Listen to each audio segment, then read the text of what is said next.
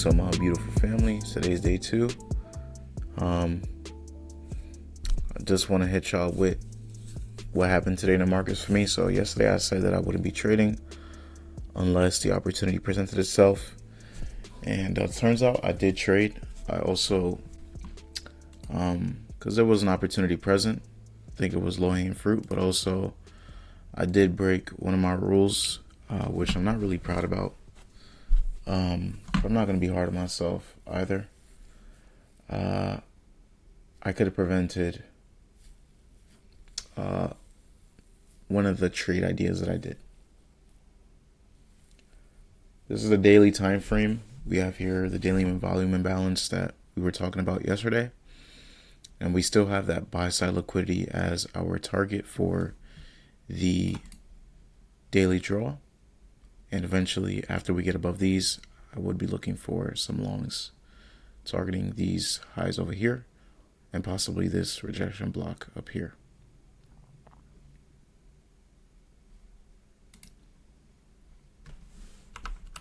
As we draw into the 4 hour, we get to see kind of the scope of what the morning session offered today in just this 1 4 hour candle. We had Friday's high being taken at, during overnight session, we had this high taken here, and then came 9 a.m. and they also took out this high again. And then they ran lower to these internal liquidities or internal failure swings. I said internal liquidities, that's mad funny. So internal failure swings, and this is the external range from this low to this high. This was the internal range, liquidity, and the failure swing. They came back to 50% of this daily fair value gap, and they closed above with this 4 hour candle. This latest candle as well, the last 4 hour candle, they closed above this fair value gap again after taking liquidity. And this is showing heavy, respect of this fair value gap. As you can see from here, every time that we've punched into it, it's always been highly respected. And all the bodies are staying above this fair value gap, which that speaks to me volume. That speaks a lot to me. And I think that this pair is bullish, but they are waiting for FOMC and for news to drive price higher. They're not letting anyone who's participating to go long before FOMC to capture the momentum in that direction, because the move that is coming is going to be large, especially when there's a buy side liquidity here, all these equal highs here, this low resistance liquidity run as well.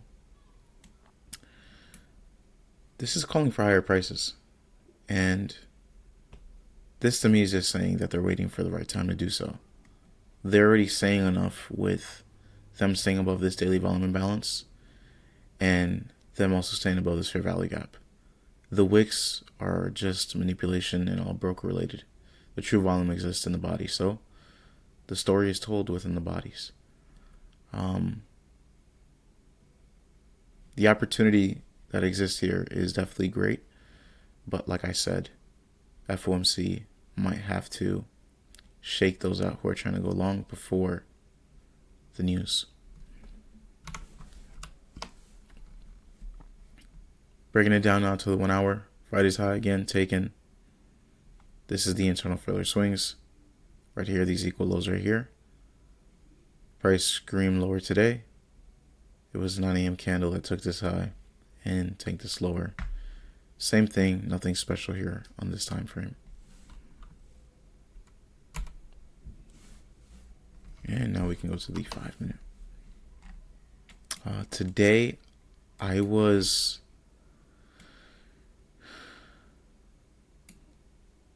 trying to see them take out this high here, which they did. But in the process of taking this high, they also chopped up a bunch here.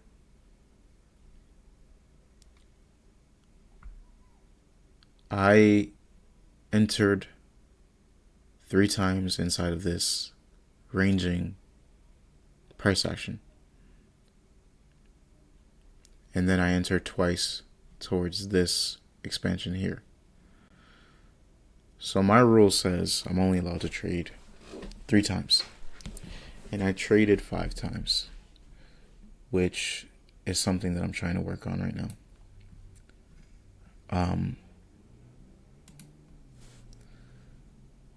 If I go out to the 1 minute,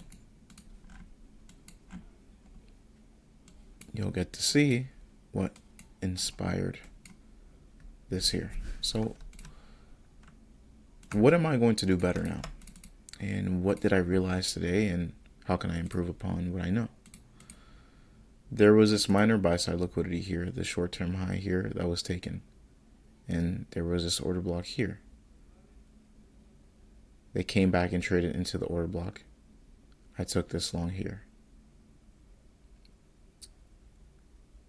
with this candle's opening price here.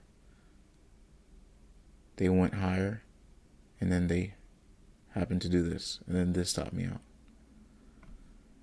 And I implemented what I said I would do yesterday, which is diversifying my capital through setups. Could be the same trade idea of taking out this buy-side liquidity up here, but the setup to get there, what's setting up the run to that drawn liquidity, is what I have to diversify in. So instead of me always considering this order block my specific entry for this specific trade idea, that I would use another PD array or another thing that would get me to go into the trade that would offer that move to the buy side liquidity. So my first entry was here. Let me see if I can turn on the executions. I can't because it's already market close, I guess. So I was net positive on the day, $45. It could have went south very quickly, and I almost hit my daily drawdown limit. When I took the 3 losses, I was at like $50 in drawdown. But this last run here got me back what I did on Monday a little bit, and I was 45 in profit today, which is getting me closer to my break-even point and my account balance. I can care less about this. Is all learning experience for me. It's not really about making money, but I took the song here and then I got stopped. Something I've been realizing, especially now after T1, the speeds were changed and the market is supposedly being more efficient. Every time NASDAQ takes liquidity, it tends to reverse, and the reversals happen with aggression. And because of that, I have to be a lot more careful now that I'm entering positions around liquidity. So when this order block was taken here, I entered long here so that we could possibly take out this buy-side liquidity. But instead, they come and run it down because this minor buy-side was taken. These order blocks here that are in close reference to any sort of liquidity, these order blocks lose a lot of their probability.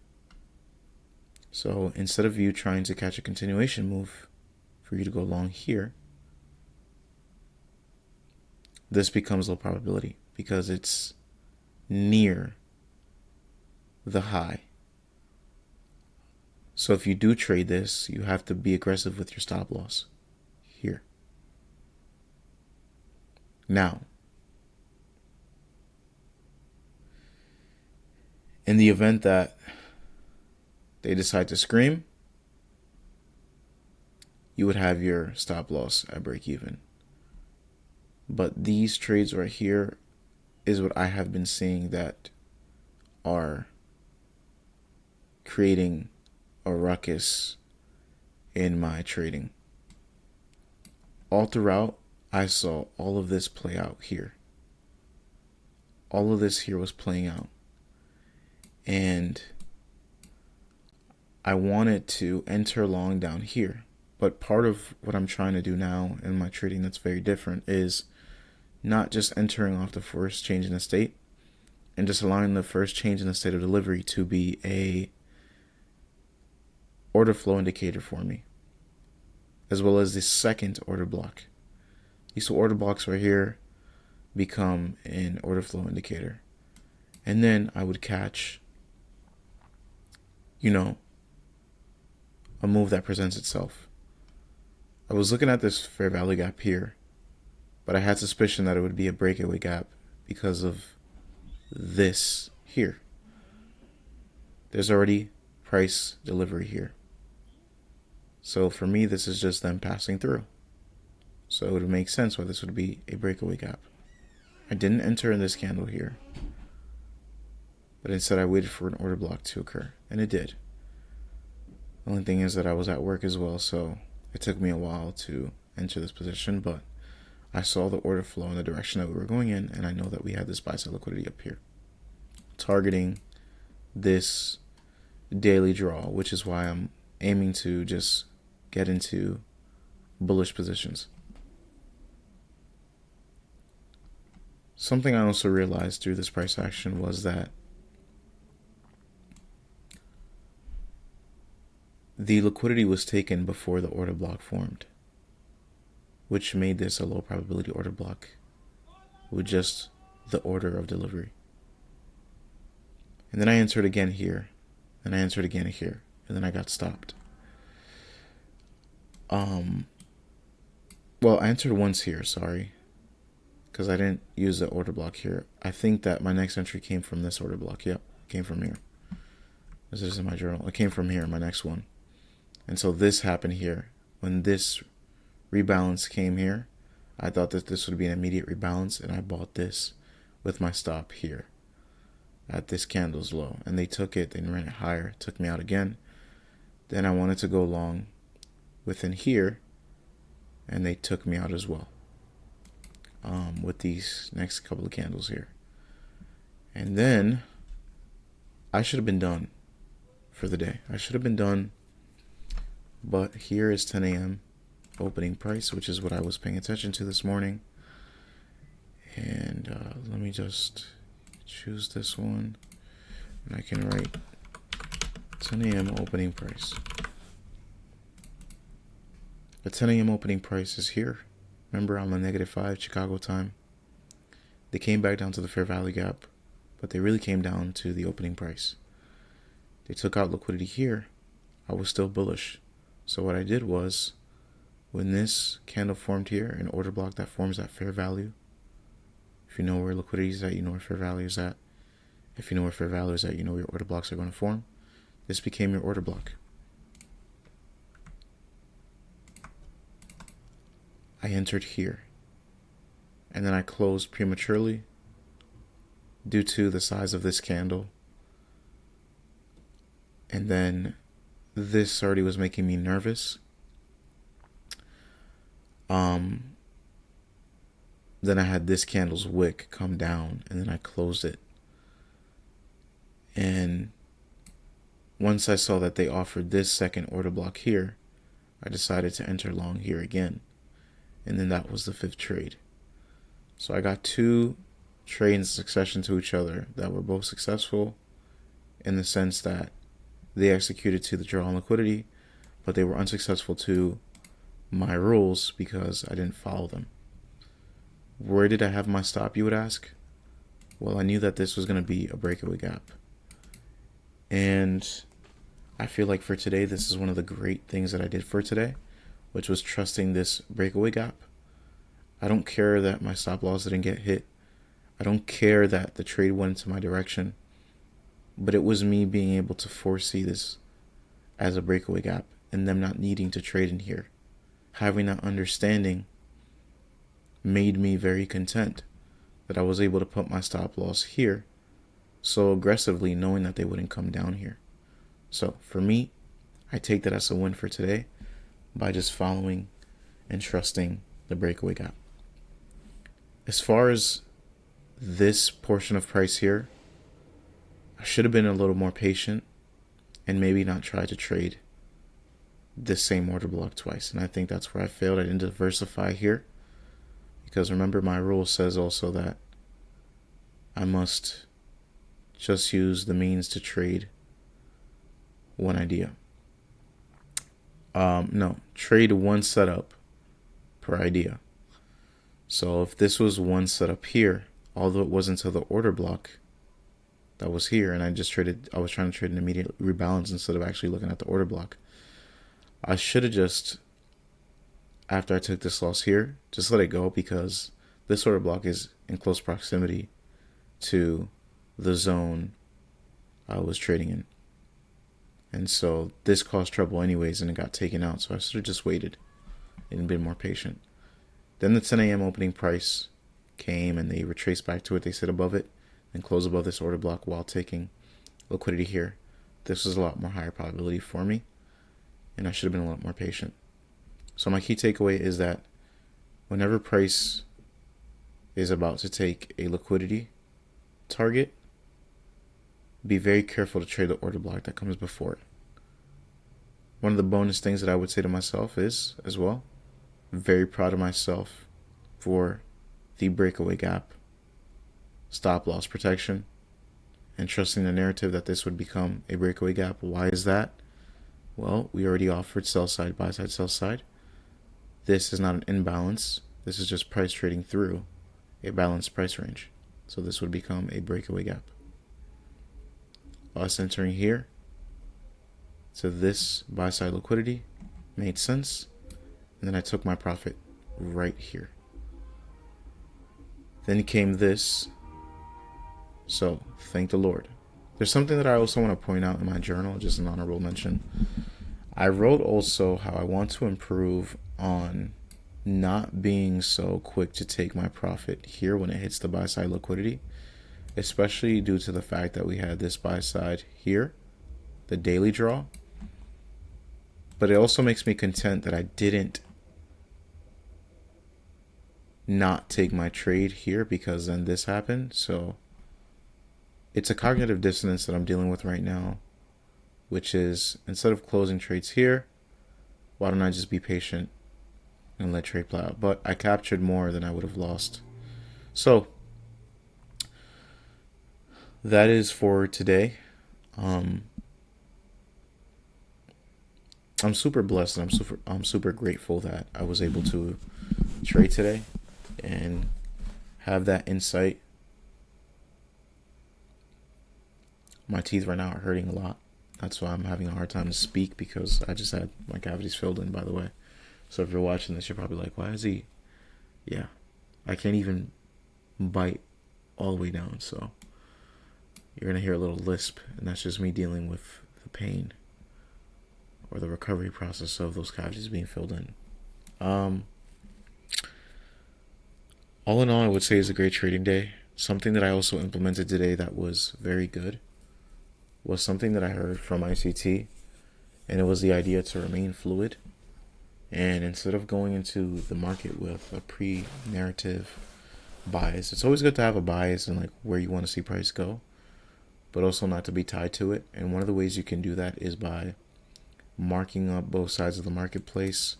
So for example, sell side liquidity here at this low, as well as buy side liquidity here. Sorry guys. Buy side liquidity here. And so drawing out all the liquidity areas, even if it's sell side and buy side, even if you don't believe that this low is going to be tagged, it's still important to have it drawn out. That way you're fluid in the possibility of the opposing side to creep in.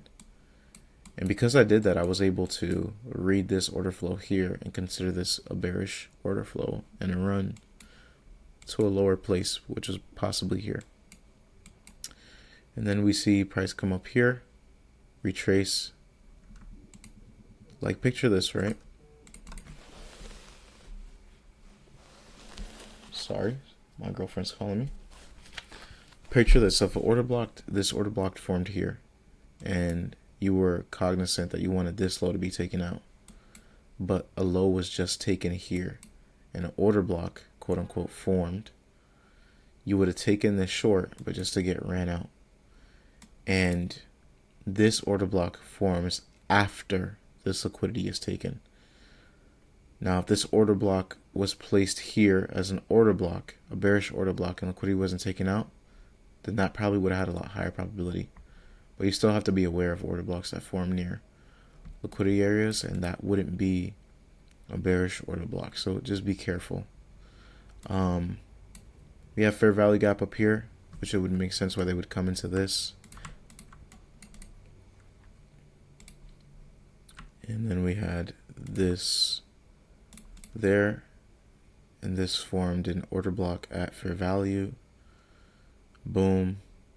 Could have took that short, and then price would have went lower. But it's beautiful to see what I failed on earlier to a possibility of failing here again.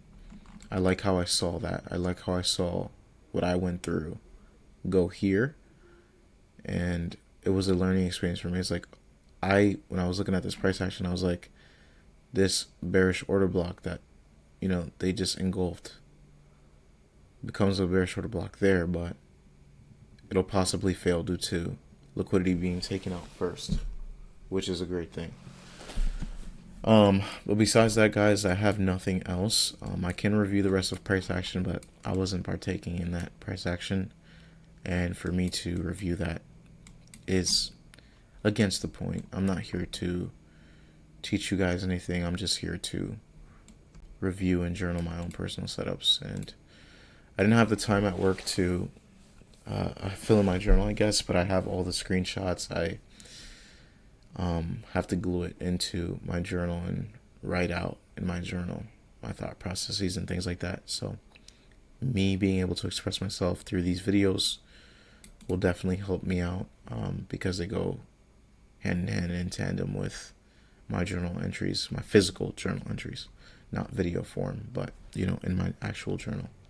So thank you guys for tuning in. Have a great rest of your day. And if you guys want to join me, I will be starting a Discord soon. I don't have a specific date yet, but I do want to start a community again. I had a Telegram that was bumping. We had over 1,000 people in there at one point, but I deleted it because I had to get away from social media, and the use of Telegram was consuming a lot of my time. Now I am a lot more mature, and I can manage to handle some of these social media platforms. But I am going to just start a community that would allow us to get together, and I want to learn from people. Like I said, just because I teach doesn't mean that I know everything and that I'm not willing to learn from someone. Even the greatest teachers in the world love learning from someone else, and it's the ability to learn from each other that makes this a valuable path. So I would love to converse with more of you, talk to you guys a lot more, and just I want to see the scope or the lens of someone else. I'm so tired of my own lens and my own perspective. I would love to hear other people's opinions and just outlook on the marketplace, obviously in a healthy manner, because some people also want to enforce things on you, but also just the idea that, you know, if you're successful at trading or you receive some sort of payouts, I myself want to be funded. I was funded once, but I'm not funded anymore, and I would like to get back to that status of being funded and being able to pay myself out. So that's going to happen by me having conversations with people who are passing funded accounts, especially with futures, because this is a big switch for me, and also those who are consistently finding a way to make a profit on their accounts. So we're still trading all the same language, all the same. We all understand what order blocks are, breakers and everything, but there has to be something different that the people who are winning majority of the time are doing. So with that being said, thank you guys for tuning in, and yeah, be on the lookout for a Discord. Thank you. Have a great day.